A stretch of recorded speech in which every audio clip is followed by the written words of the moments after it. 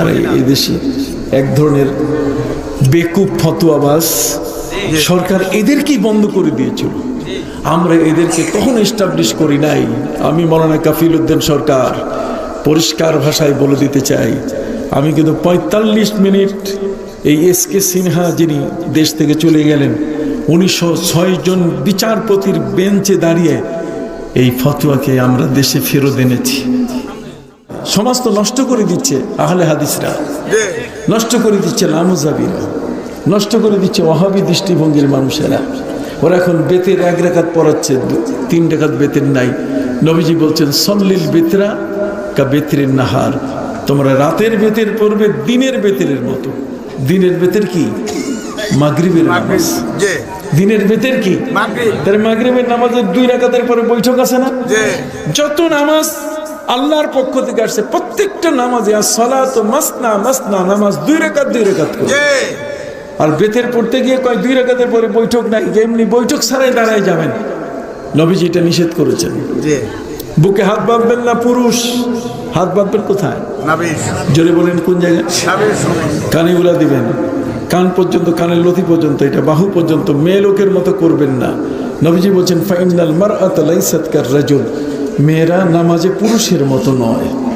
বুঝতে পারছেন?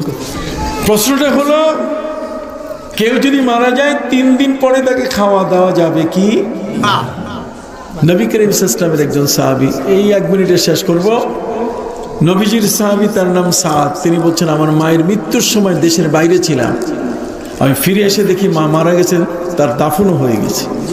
মা বেঁচে থাকলে আমি তার কাছে ক্ষমা চেয়ে নিতে পারতাম বা কোনো আদেশ থাকলে আমি তা পালন করতাম, কিন্তু নবীজি মা তো কবরে। আমি মাকে খুশি করতে চাই, আমি কেমনে খুশি করব? নবীজি বললেন যে তাকে তুমি খুশি করার জন্য পথিক যারা রাস্তায় চলাফেরা করে ওদের জন্য একটা পানির ব্যবস্থা করো। ওরা পানি খাইলে পানির সবটা নিয়ে ফিরিস্তা তোমার মায়ের কবরে যাবে। মায়ের কবরে যাইয়া তার আমল নামায় যখন সবটা যোগ করে দেবে, তখন তোমার মা বলবে যে এই আমলটা তো আমি করি নাই, এটা আসলো করতে। তখন ফিরিস্তারা তোমার নামের কথা বলবে যে তোমার ছেলে এটা ব্যবস্থা করছে। তখন কবরে থেকে তোমার ছেলে তোমার উপরে, মানে কবরে থেকে তুমি ছেলের উপরে তোমার মা খুশি হয়ে যাবে। হযরতে সাদ ঠিক এরকম পানির ব্যবস্থা করলেন। নবীজির কাছে গেলেন, হুজুর পথিকদের খাবারের পানির ব্যবস্থা করছি। নবীজি খুশি হয়ে বললেন ওয়াহাযা লি উম্মে সাদ, এটা সাদের মায়ের জন্য উৎসর্গিত হলো। উনি তো পানি খাওয়াইছেন, পানির দাম কত? আর আমরা তো 3 দিন পরে ভাত খাওয়াই, গোশত খাওয়াই, কি বলেন? ঠিক, এটার দাম তো আরো বেশি। কাজেই যারা এই সমস্ত কথাবার্তা বলে তারা এই দেশে এক ধরনের বেকুব ফতোয়াবাজ সরকার এদেরকেই বন্ধ করে দিয়েছিল। আমরা এদেরকে কখনো এস্টাবলিশ করি নাই।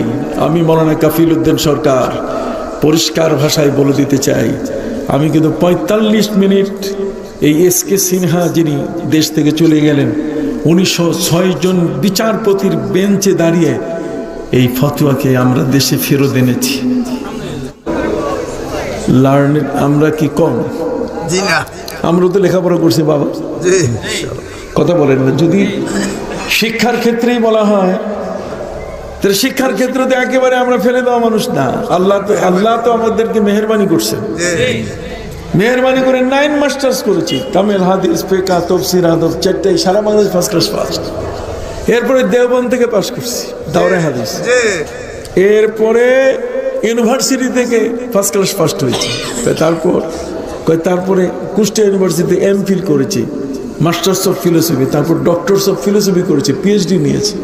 এরপর নোবেলটা বাকি। আমার ইচ্ছা আমার প্রিয় নবী যে বিশ্ব জগতের একজন সেরা, সবার উপরে নবী, এটার উপরে আমি নোবেল নেব ইনশাআল্লাহ। এটার উপর নোবেল আসবে, কাউকে না কাউকে নিতেই হবে। ওরা যদি নোবেল নিতে পারে আমরা কি পারবো না? হাইকোর্ট বন্ধ করে দিয়েছে আর আমরা আনছি কি ফেরত। আর ফেরত আনার অর্থ এই ধরনের ফতোয়া দেওয়ার জন্য নয়। মুরিদ দোকানদারও ফতোয়া দিবে, রিক্সাওয়ালাও ফতোয়া দিবে, আর 3 ক্লাসের জামিয়া বানাইয়া ফতোয়া দিবে না। এই সমস্ত কথা শুদ্ধ নয়, সঠিক নয়। ইস্তাফতি খালবাকা ওয়াইন ইফতাকাল মাফতুন, শর্ষিনার বিশাল দরবার পাশে পড়ে আছে। আপনি সেখান থেকে ফতোয়া নেবেন, সঠিক ফতোয়া আপনি পাবেন। অন্য কেউ আর বক্তৃতা দিতে গেলে একটু বাছাই